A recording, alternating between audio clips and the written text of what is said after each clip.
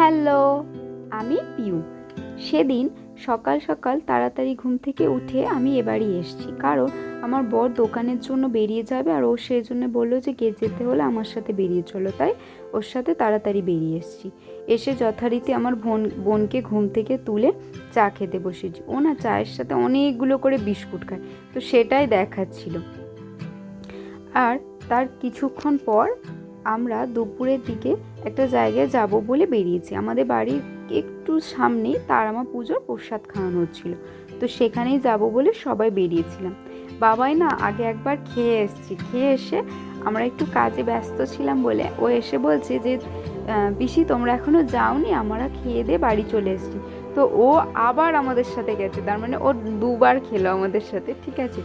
সেটার জন্যই আমার বোন ওর সাথে ছ্যাবলামো করেই যাচ্ছিল, উঠতেই যাচ্ছিল যে পিসিরা যাচ্ছে তাই ওদের সাথে আমিও যাব। সেই হিসাবে মা এখানে ঠাকুরের কাছে একটু ধূপবাতি দিতে উঠেছিল, সেটাই আমি একটু পিছন থেকে ভিডিও করে নিয়েছিলাম। তারপর একটু ছোটোখাটো মেলা হচ্ছিল, সেটাই আমরা ঘুরে ঘুরে দেখছিলাম। তারপর খাওয়া দাওয়া করে বাড়ি চলে এসেছি। তো চলো, যদি ভিডিওটা ভালো লাগে একটু লাইক কমেন্ট করে আমার পাশে থেকে